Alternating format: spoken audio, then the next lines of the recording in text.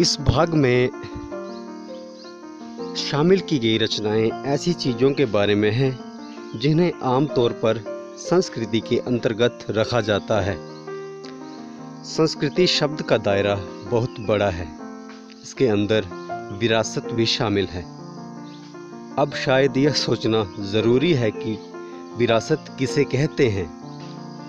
विरासत में उन सभी बातों और चीज़ों को शामिल किया जाता है जो हमें अपने पूर्वजों की याद दिलाती हैं।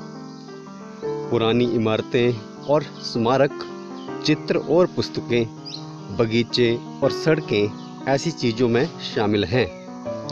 इस तरह की विरासत को हम अपनी आँखों से देख सकते हैं, लेकिन विरासत के और भी कई रूप हैं जो हमारे जीवन में इतने घुल मिल गए हैं कि अक्सर हम उनके बारे में अलग से नहीं सोचते। उदाहरण के लिए, जो खाना हम रोज़ खाते हैं, विशेष दिन पर जो पकवान और मिठाइयाँ बनाते हैं, या जो कपड़े हम पहनते हैं, ये सब हमारी विरासत का अंग है और हमारे रोज़ाना के जीवन का अंग बन गए हैं। यदि हम इनमें अपनी भाषा, रीति रिवाज, धार्मिक मान्यताओं और जीवन शैली को जोड़ लें तो ये सारी मिलकर हमारी संस्कृति कहलाएगी। पाठ्यपुस्तक के इस भाग में शामिल रचनाएं संस्कृति के कुछ विशेष पहलुओं को उभारती हैं। खिलौने वाला शीर्षक कविता कई खिलौनों की याद दिलाती है जिनसे बच्चे खेलते रहते हैं। कविता में जिन खिलौनों का जिक्र है उनमें से कुछ खिलौने मशीन से बनाए जाते हैं, लेकिन ऐसे भी कई खिलौने बाजार में मिलते हैं जो कि मिट्टी, कपड़े या लकड़ी से बनाए जाते हैं। इन खिलौनों को हाथ से भी बनाया जा सकता है। इस तरह से पारंपरिक खिलौने भारत के विभिन्न प्रदेशों में अलग अलग रूप में बनाए जाते हैं। हमारे देश के हर हिस्से में मिट्टी या कपड़े की गुड़िया बनाने का रिवाज रहा है। गुड़िया के कपड़े, बाल और जूते उसकी इलाके की जीवन शैली से मेल खाते हैं जहां वे बनाए गए हों। इस दृष्टिकोण से गुड़िया की आकृति और उसकी वेशभूषा में पाई जाने वाली अलग अलग तरह की सुंदरता को हम भारत की सांस्कृतिक विविधता का एक अच्छा उदाहरण या प्रतीक मान सकते हैं। हमारे देश में ऐसे कई त्योहार हैं जिन्हें मनाते समय खास तरह के खिलौने बनाने का रिवाज है। सावन के महीने में मिट्टी के खिलौने, लकड़ी की चक्रियाँ और लट्टू बनाए जाते हैं। लकड़ी के इन खिलौने पर लाख के रंगों की चमकदार पॉलिश रहती है। फसलों के त्योहार शीर्षक लेख में फसलों से जुड़े उत्सवों का जिक्र किया गया है जो कि देश के विभिन्न प्रांतों में अलग अलग नामों से बनाए जाते हैं। यह त्योहार भी भारत की सांस्कृतिक विविधता का सुंदर नमूना है।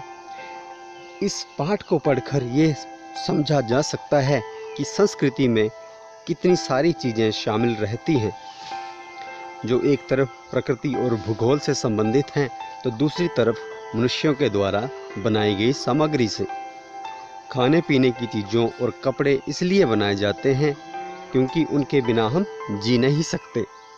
इसलिए ऐसी भी कई चीज़ें मनुष्य रचता है जो सीधे सीधे किसी उपयोग में नहीं आती, फिर भी हमारे जीवन में इसलिए महत्वपूर्ण हो जाती है क्योंकि वे सुंदर हैं। नन्हा फनकार कहानी एक ऐसे लड़के के बारे में है जो पत्थर को तराशकर उन पर घंटियां बनाता था।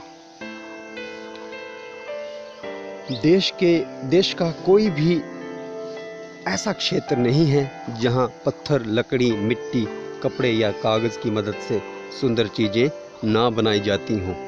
भारत की हस्तकला सारी दुनिया में अपनी सुंदरता के लिए मशहूर हैं। कपड़े की कढ़ाई करना एक ऐसा ही कौशल है जिसका महत्व जहां चाह वहां राह शीर्षक रचना में समझा जा सकता है। हमारे घर पर तकिए के गिलाफ, मेजपोश या फिर माँ की शाल पर रंगीन धागों की कढ़ाई देखी जा सकती है। बच्चे इस कढ़ाई को बारीकी से देखें और सुई धागा लेकर खुद ऐसी कढ़ाई करने की कोशिश करें तो वे समझ जाएंगे कि यह काम कितना मेहनत मांगता है। गुड़िया और मिठाई और त्योहारों की तरह ही कढ़ाई की सैकड़ों शैलियाँ हमारे देश के अलग अलग हिस्सों में पाई जाती हैं। संस्कृति का ही एक और पुरानी कहानियों के रूप में अभिव्यक्त होता है। जो कहानियाँ सैकड़ों वर्षों से चली आ रही हैं उन्हें लोक कथा कहते हैं। ये कहानियाँ हम किताबों में पढ़ते हैं या उन्हें हमें पढ़ने को मिलती हैं, लेकिन पुराने समय से लेकर आज तक ये लोगों की स्मृति में ही जीवित रही हैं और पीढ़ी दर पीढ़ी मौखिक रूप से सुनाई जाती हैं। दुनिया के हर समाज में लोक कथाएँ सुनाई जाती हैं। इनमें से कुछ कहानियाँ मिलती जुलती होती हैं, लेकिन हर जगह की लोक कथा अपना कुछ अलग रूप भी लिए रहती है।